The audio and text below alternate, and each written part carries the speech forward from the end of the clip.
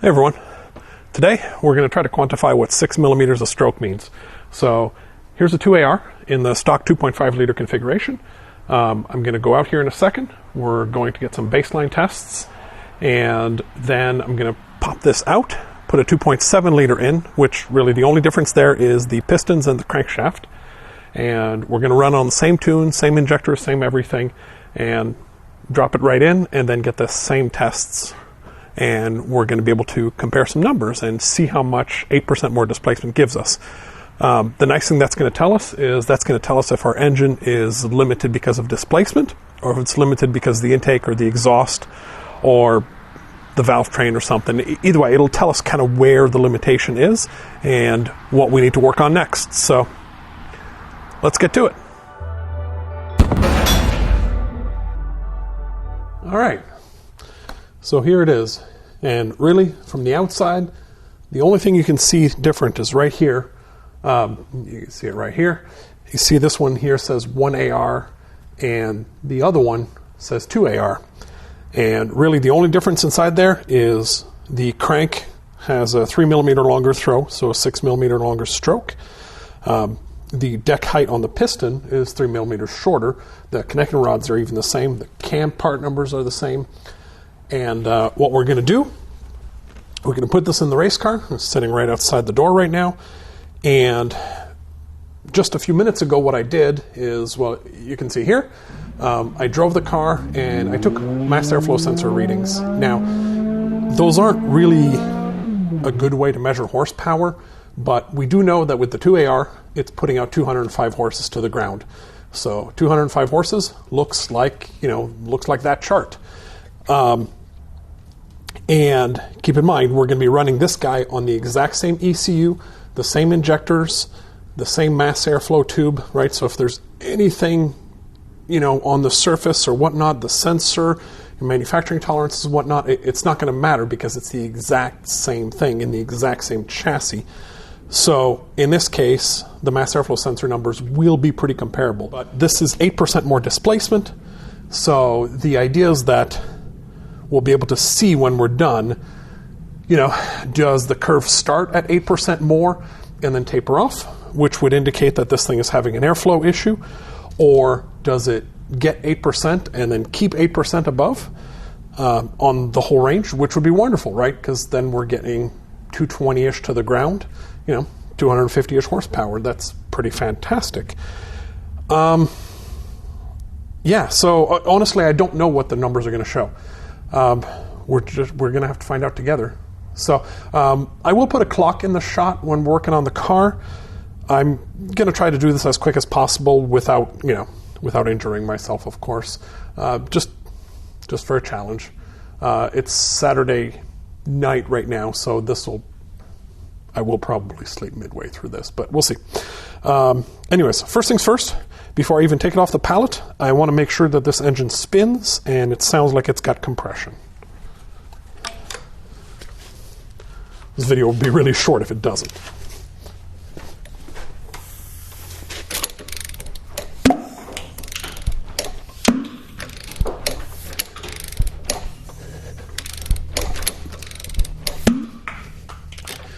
All right, well, ow. That hit me in the face. But I'm pretty sure that means it's got compression. So, yeah. Let's get the car in here.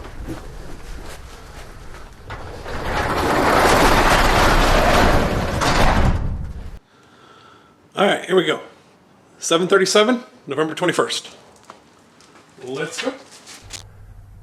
And of course, something I want to mention, if these mass airflow sensor numbers show some significant gains, then I will be taking this to a dyno. It's just not going to be in this video.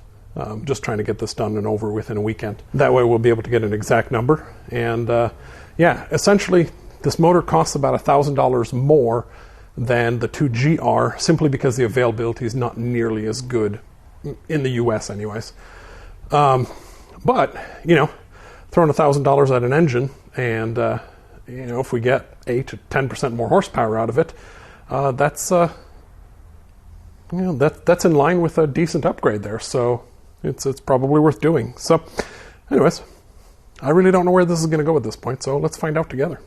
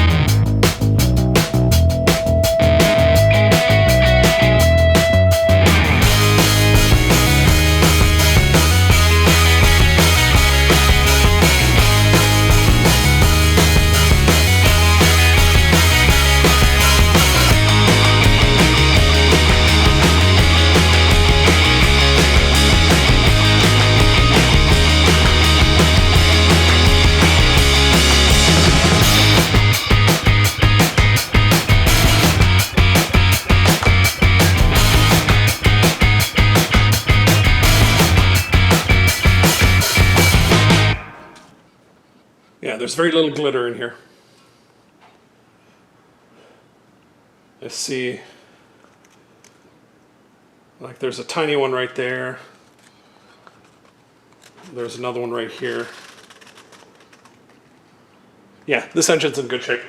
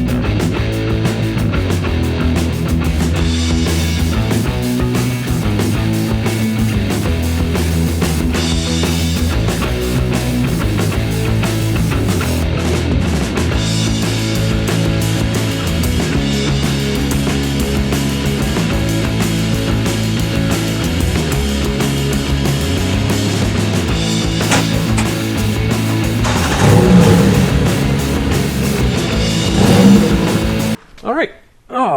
Well, hopefully I didn't lose too many of you guys to that quick video montage. Honestly, I don't know how to handle that kind of stuff in these videos. I put the progress bar at the top so that the people that did want to skip it could skip it without, having a hard time finding the end and just leaving the video.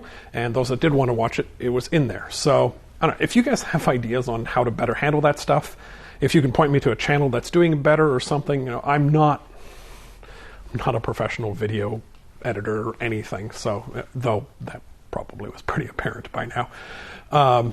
But anyways, the swap ended up taking about 9.5 hours, which is a bit more than the 6 hours I was expecting, but I did spend a bunch of time scrubbing the new motor and paying particular attention to kind of cleaning and stoning the intake and the exhaust flanges.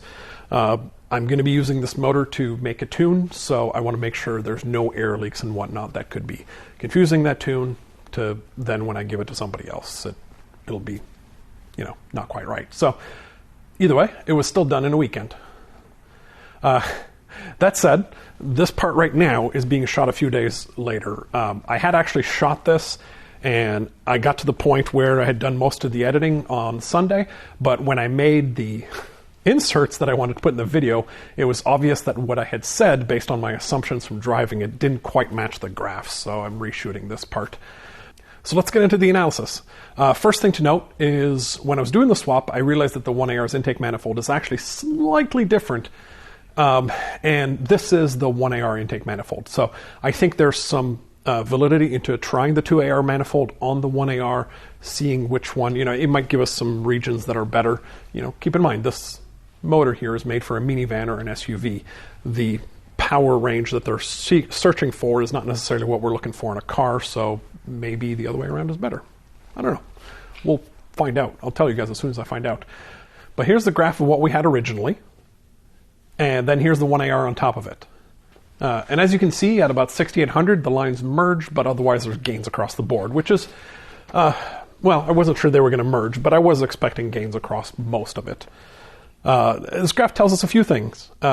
It tells us that the intake runner switchover RPM needs to be lower for the 1AR-FE, and this makes sense since the same mass flow is at a lower RPM, right? Because you can see, right there, kind of in the middle, that huge dip, and then it climbs real quickly again. That's just because we're on the wrong runner length. So that should be easy to solve. The other thing of note on here is the 2AR has a bit of a peak between 33 and 3,500, whereas the 1AR has a dip there. That's telling me there's some kind of resonance going on in there, and I bet with a little bit of VVTi tuning, probably on the intake, but maybe a little bit of exhaust too, I could probably get rid of that dip. If we switch over to a different graph here, we can see there's two highlighted lines, one at 100% and one at 108%, which is that theoretical, we added 8% displacement, we should add 8% more power, right? Now, it's pretty nice. We did at least hit 108% in a few spots. The concerning area right here, 65, 6800 and above, both motors start making pretty much the same amount of power, and the 1AR even makes a little less at the top.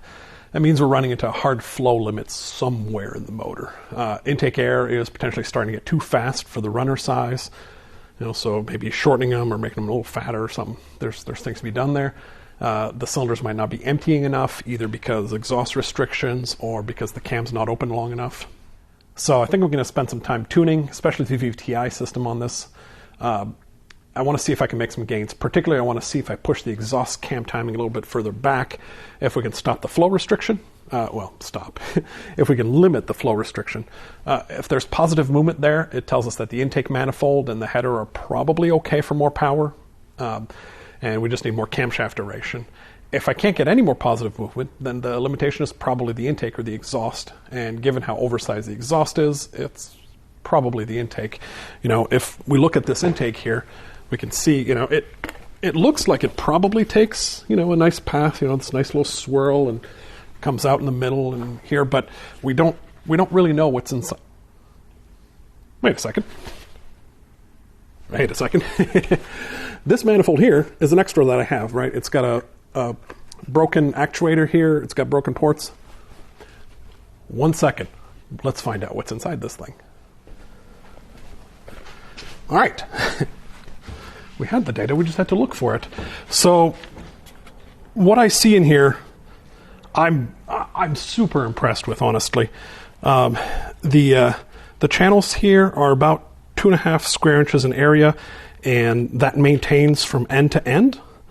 And even so, these runners, you can see the ones on the outside here splay a little bit more than the ones in the middle, and you probably can't see it too much. But you can see the middle ones here actually come up a little bit further to make up for that length.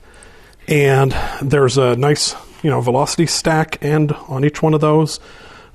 When this switches to the short runners, the entry here is smooth. It's got a nice edge here. You can't ask for better than that. And even this side, if you look, there's a nice, smoothed out transition into that runner. And by the way, let's see, from here to inside the head is 3 inches. And then it's 11 inches to this path if we count to here. and it's 18 inches to here. So 14 and 21 inches for the complete runner length from the plenum to the valve. What else is there to say about this thing? Oh yeah, on the 1AR, the difference is up here. This is a little bit bigger, so I think all they're doing is they're making the manifold, the plenum volume a little bit bigger. Probably, well, I mean, it's a bigger motor. Generally, you want this area to be proportional to the size of the motor. And interestingly, what I noticed, if you wanted to spray nitrous into this motor, right here and right here, you can put in your foggers, and they would go right into the plenum, right at the correct spots to catch all of that. So I think that would actually be a pretty solid plan. You would want something that sprayed straight up. That way it could go into the long runners and into the short runners. And yeah, there's enough meat here that you won't break into anything else. Oh, actually, well, actually there might be some extra thickness there. I don't know. I'll have to, maybe if I get to that, I'll cut into it. This piece here, you can even see, let's see, you know, it's not sealed, but they did do a pretty good job of making it so that there wasn't, you know, cross-contamination between the runners, which would effectively shorten their distance. This is a nice piece. Whoever designed this thing and to make it actually, you know, this easy to manufacture deserves a pat on the back on that one. So looking at this, I don't think there's any problems with this. The only gains there might be is since we're going to be revving this thing even higher, you know, this thing was designed really nicely for the stock application. We want higher RPMs, so we might need an even shorter runner here. I don't know. It's going to be hard to beat, you know, losing this path here. We're going to lose a lot of that bottom end torque, which makes this motor so nice. Even, like, one of the things I was concerned about, this motor here has these valves that sit in here. Oh, come on. They sit in here and they close and they open. Toyota calls these tumble valves, tumble assist valves, I think. The whole point of them is when you're sitting at idle, it can close this, and you're increasing the velocity of the air into the cylinder, which makes it swirl more. You get a more complete combustion with less timing, and just all around, it's better for emissions and everything. But I was concerned that this might be a restriction, but sure enough, I put this into the port on the head, and the port on the head's got a kind of a divot at the bottom, and this flap here fills that divot perfectly.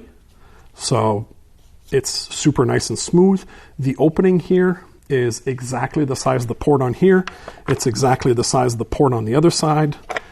I thought, okay, well, maybe we make an insert that replaces this and goes in there. And I guess if you ported the motor to slightly bigger ports, you can make this bigger, but you've got fixed size runners the whole rest of the length, so I'm not sure there's anything to gain here.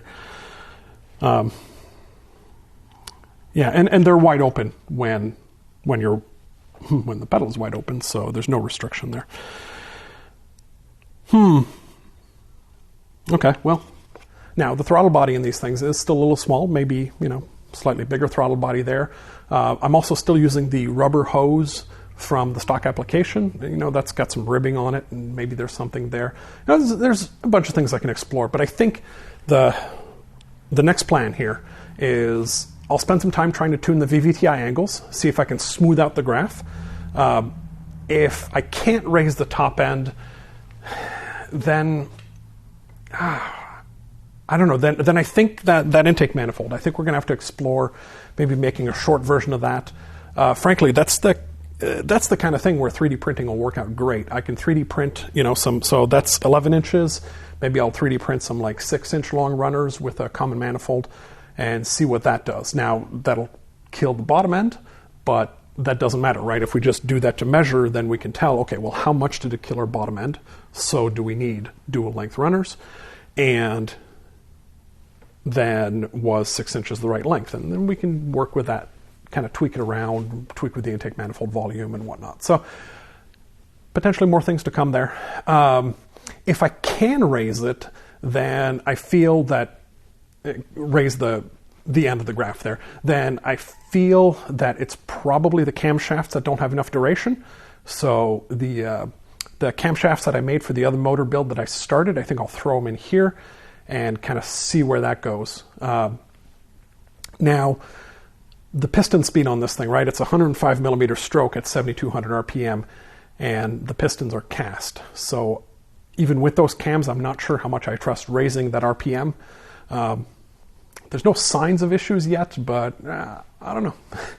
I don't exactly feel like sending one into orbit. But we'll see.